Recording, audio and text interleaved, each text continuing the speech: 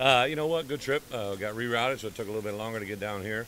But I think the kids are excited. The part that I was a little bit nervous about was just not getting down here and their focus, but they've been really, really good during the course of the week. I think Mark and administration did a nice job of planning out some events to kind of make it a little bit of a bowl week crescendo. And then we got a good workout with them this morning. Didn't do really football. We did conditioning. And, this is 3 days out from the game, so tomorrow we'll have a nice shine and polish day. Friday we'll go through our walkthrough, and then I know those days don't correlate, but 3 days out from the game.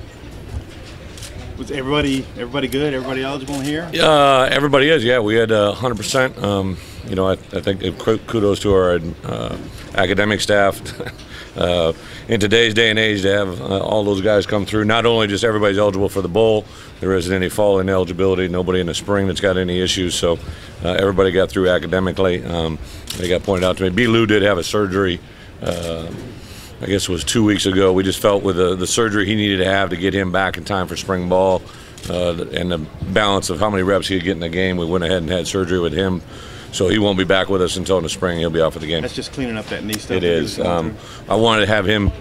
One of the things that we said we want to do three things. Obviously, we want to prepare in a manner to beat Texas. We want to have great development with our underclassmen, the guys that really haven't played a lot. But then those mid-level guys that are getting ready to take that next big jump, like a B. Lou, a couple guys that we really think they're going to do some special things for us. We want to make sure they were healthy and able to go through as much of the winter conditioning and spring drills as possible. Do you have any update on A.J. Derby's status? AJ practiced yesterday as much as he's done.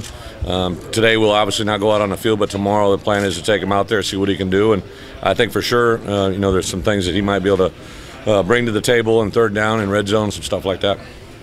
When you look back on the season, the deep work of the DBs, do you feel like it was a steady progress by those guys? You know what? I think individually there were some huge gains. To take, for instance, Tevin Mitchell, who's a guy that I think a year ago may have been a target by some offensive preparation. He's a guy that people probably stayed away from in critical situations. He got his hands on a lot of balls, played very, very efficient in the nickel position, and did a lot of really good things.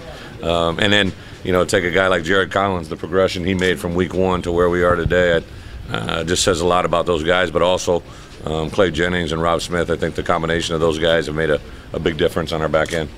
How much does your bowl experience help you just going through bowl preparation? Well, I knew I didn't want to travel on Christmas Day. I knew that from experience. Really stayed away from the 24th as well. Just felt that we could get better work at home. Sometimes we've traveled on the 24th, 25th. Kids are all excited to get down here, and every place is closed. We had an advance crew come down here, Peter Wyden, who's my assistant DFO, and I called him last night just to see what was going on about 9 o'clock. He goes, well, we're at a restaurant with one of 5 that are open in Houston, so I think that was a smart move, and then it allows our players to have a little bit of excitement. We'll go to the rodeo here today, this afternoon. They get the bowl suite next door here that they get to pick out a lot of nice gifts and hopefully build a crescendo to game day.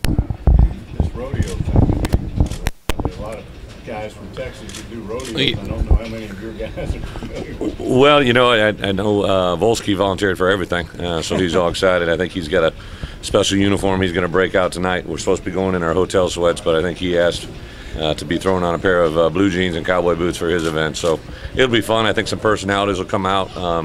It is obviously a competition with Texas and in certain things. So again, it's a new thing, and I tell our players all the time, the more you can get outside of your comfort zone. I've never really per se been to a rodeo. So to kind of have this experience and to kind of put it in your back pocket as chalk it up of a learning experience should be fun. You mentioned sharing Texas stories and stuff with players every day last week. What was your favorite?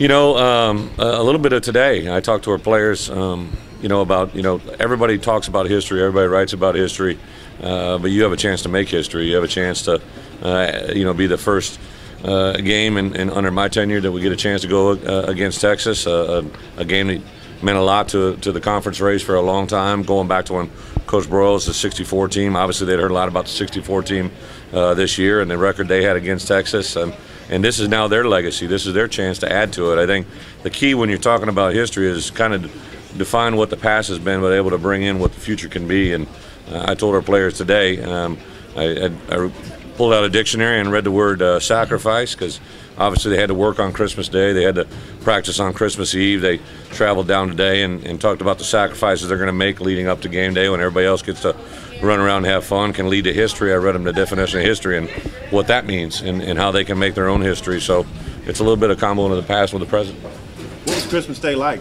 with the guys? We left our kids and our players, our coaches alone until 10:30. We had Busy's came in and did a Christmas Day brunch for us. Was all-star performance by them, and then we had a nice workout. I believe it was 18 periods, ended with some developmental work. Our guys really didn't bat an eye. We played some Christmas music rather than when we're usually having some rap, so that was a little bit of a change. But it was fun. I think a nice day for all of our guys.